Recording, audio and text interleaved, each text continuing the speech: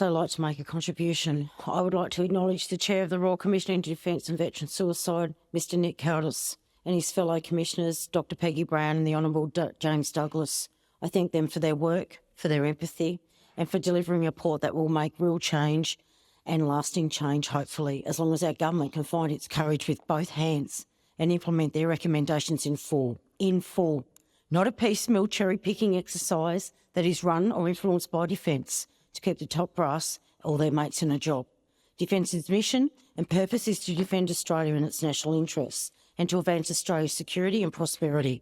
But how can we do that effectively unless we care for our veterans when they are in service and when they leave?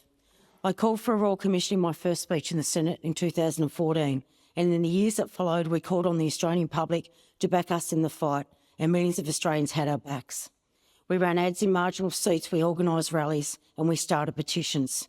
But I was just adding my voice to a fight that had already been going on for years. The first calls for a Royal Commission into veterans came from veterans in the early 1980s. By the early 2000s, the parents of veterans had started drawing chalk outlines of their dead sons outside the Department of Veterans Affairs offices. In 2019, an army of mothers, fathers, veterans and their families were no longer asking for a Royal Commission. They were now demanding it. And in 2019, these mothers came to Canberra to knock directly and look directly in the eyes of the doors of power. The Morrison government suggested a National Commissioner, someone appointed by the government who would have no power to compel witnesses or documents. What a waste.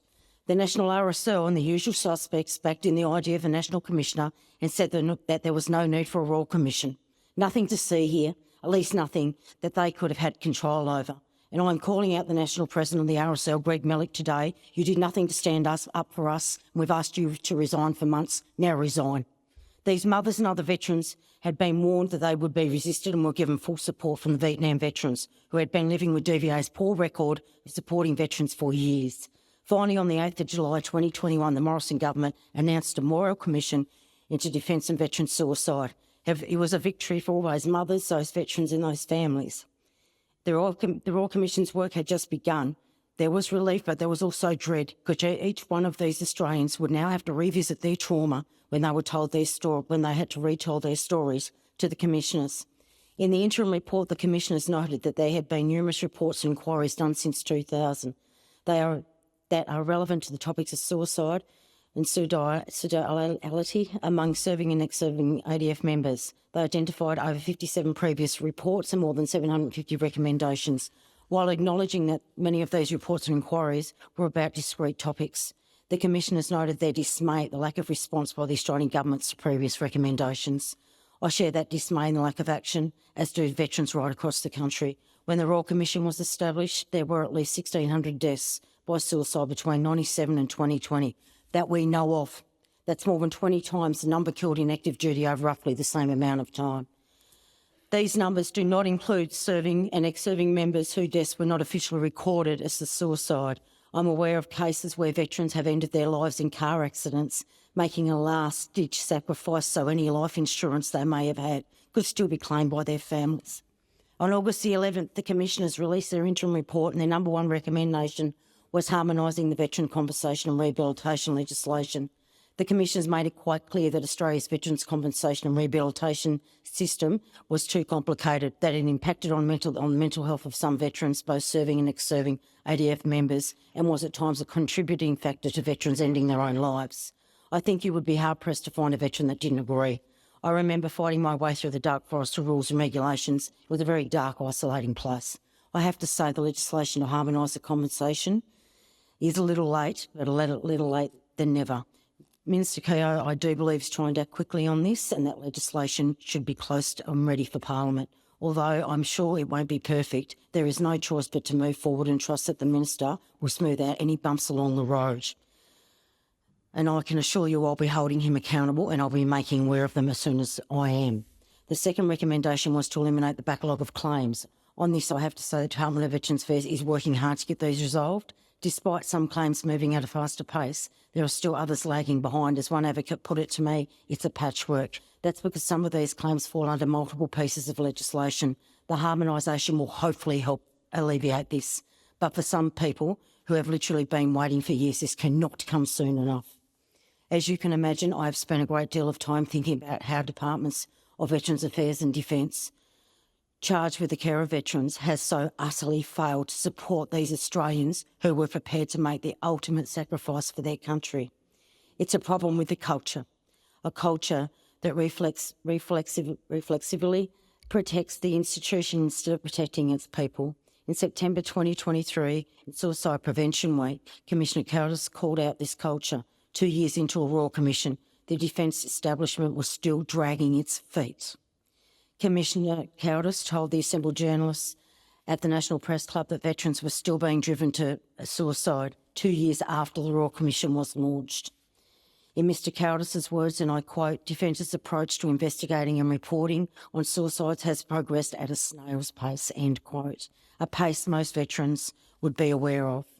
Commissioner Kaldas also called for an enduring, powerful, independent oversight body needed to make sure the government agencies and the Defence Force prioritise the long-term reforms necessary to tackle the veteran suicide crisis. Commissioner Kaldas also reminded us that the Defence Force had failed to take a damning 2016 report into abuse, bullying and harassment as a wake-up call to lift its game. "It's troubling to imagine that such behaviour persists in any modern-day workplace," he said. "In my view, it's not just troubling, it goes to the root of the cultural problem within Defence. Instead of responding to criticism with a, 'oh, what can we do better' attitude, Defence closes ranks, pulls up the drawbridge and says, 'Nothing to see here, nothing to see here.' 3 years later and we're still nothing to see here." Commissioner Kaldas and his fellow commissioners did not expect to be stonewalled when they asked Defence for documents, but that's exactly what happened, even with the Royal Commission going on. Defence is still holding on to documents. This is what I mean about a problem of culture within Defence. Take the Inspector General of the Australian Defence Force, the IGADF. This agency is essentially the military justice system within Defence. It was set up 20 years ago and it hasn't had one damn audit done on it, not one.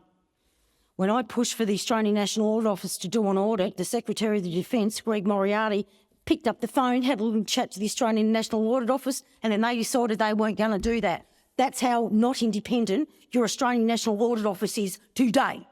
It is not independent because it is taking its orders from Greg Moriarty. From Greg Moriarty, that's what it's doing. So I pushed hard and I went over the top of him, and thank goodness the government of the day listened to me and actually gave me a review. Good one. So the Minister of Defence has had this report now for 5 months. 5 months, 3 months it took to do the report. He's now had it for 5 months, won't release that damn report. So on one foot you're saying we care about veterans, on the other side saying, oh, we don't want to know about that report, it's not important to the suicides. Well, I'll tell you what, it is part of the suicides that have been going on since it started 20 years ago. 20 years ago. When Australians join the Australian Defence Force, they give up many rights and liberties enjoyed by most Australian citizens. They agree to do what they're told. They live where they're told. They educate their children where they're told to educate them, all in defence of our nation. They voluntarily accept the risk of service, which can often mean physical or mental injury or both, and sometimes they end up with a moral injury. All they ask for in return is that their nation looks after them during and after their service. Is that really too much to ask? We cannot let this Royal Commission go the way of the reports and inquiries that preceded them. It cannot just sit on a shelf gathering dust while Defence Establishment moves on and nothing changes. Although, as I have acknowledged, the DVA is trying to change, but I agree with the Commissioners, the DVA in its current form cannot deliver the wellbeing support our veterans need. We need a National Commissioner with strong powers to compel witnesses and to advocate for veterans and deal with their transition into civilian life.